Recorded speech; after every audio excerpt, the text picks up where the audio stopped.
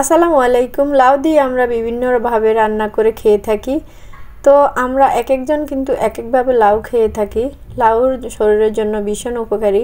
তো আজকে লাউ নয়, আজকে লাউয়ের চামড়া দিয়ে আমরা একটি রেসিপি তৈরি করব। আর এই রেসিপিটা এত বেশি মজার হয়, আপনি না খেলে বুঝতে পারবেন না। পুরো ভিডিওটি দেখলে আপনি বুঝতে পারবেন লাউয়ের খোসাটা কিভাবে আজকে আমি রেসিপি করেছি। তো চলুন রেসিপিটি আপনাদের সাথে শেয়ার করি। আমি এখানে একটি লাউয়ের পুরো চামড়াটাই নিয়ে নিয়েছি, কেটে একটু ছোট ছোট করে নিয়ে এখন এটাকে আমি একটি প্যানে নিয়ে নিয়েছি। এখন এগুলো আমি একটু গরম পানি দিয়ে লবণ হলুদের গুঁড়া দিয়ে সিদ্ধ করে নিব। আপনারা কে কে খেয়েছেন এভাবে কমেন্ট করে জানাবেন। তো আমি এখন একটুখানি লবণ আর একটুখানি হলুদ দিয়ে দিলাম, দিয়ে এখন এটাকে আমি ঢাকনা দিয়ে চুলায় বসিয়ে দিব। আর লাউয়ের ভিতরে যে ছোট ছোট বিচি হয়েছিল ওই বিচিগুলো আমি এখন লাউয়ের চামড়ার সাথে দিয়ে খুব ভালোভাবে সিদ্ধ করে নিয়েছি। আর এটাকে 10 মিনিটের বেশি সিদ্ধ করা লাগে না, 10 মিনিট পরে এটা খুব ভালোভাবে সিদ্ধ হয়ে গেছে। এখন আমি এগুলো তুলে একটা ব্লেন্ডারের জারে নিয়েছি। সুন্দর করে এখন আমি মিহি পেস্ট করে নিব। আর এটা পাটাতেও বেটে করা যাবে, পাটাতে বাটলে আরও বেশি অনেক মজাদার হবে। তো দেখুন অনেক সুন্দর মিহি করে পেস্ট করে নিয়েছি। আর এখানে আমি অল্প কিছু চিংড়ি মাছ নিয়েছি, এগুলো একেবারে সুন্দর করে কেটে ধুয়ে পরিষ্কার করে পানি ঝরিয়ে নিয়েছি। এখন আমি একটি প্যান বসিয়ে চুলায় দিয়ে দিলাম 1 কাপ রান্নার তেল, 1 কাপ পেঁয়াজ কুচি, কয়েকটা কাঁচামরিচ দিয়ে একটু নেড়ে ছেড়ে পেঁয়াজ একটু নরম হয়ে এলে এখানে আমি কেটে ধুয়ে পরিষ্কার করে রাখা চিংড়ি মাছ দিয়ে এখন এগুলো একটু হালকা ভেজে নিব।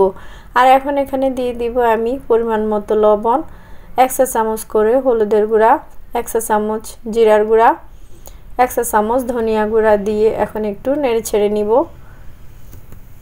চিংড়ি মাছ রান্না করতে কিন্তু বেশি সময় লাগে না, চিংড়ি মাছ অল্প কিছু সময় রান্না করলেই কিন্তু হয়ে যায়। এখন আমি এখানে দিয়ে দিব 1/2 চা চামচ মরিচের গুঁড়া। মরিচের গুঁড়া বেশি দিব না, ঝাল আমি বেশি খেতে পারি না, তার জন্য অল্প একটু মরিচের গুঁড়া দিলাম। আর এখানে 1/2 কাপ গরম পানি দিয়ে এখন আমি এটাকে 5 মিনিট কষিয়ে নিব ঢাকনা দিয়ে। খুব ভালোভাবে মশলাটা কষানো হয়ে গেছে। এখন আমি ব্লেন্ড করে রাখা লাউয়ের খোসাটা দিয়ে দিব। এখন খুব ভালোভাবে এটাকে আলতো হাতে নেড়ে ছেড়ে নিতে হবে। ঢাকনাটা দিয়ে দিব আমি এটাকে ভালোভাবে পানি শুকিয়ে আসা পর্যন্ত। তো ঢাকনাটা খুলে আমি মাঝে মাঝে নেড়ে দিব, না হলে কিন্তু নিচের থেকে পুড়ে যাবে।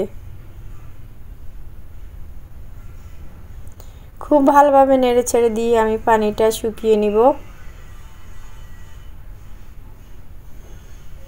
অনেকটাই পানি শুকিয়ে গেছে। আর এটাকে আরও বেশি মজাদার করতে এখানে দিয়ে দিয়েছি বড় সাইজের একটি টমেটো কুচি করে, দিয়ে দিয়েছি একটি ডিম।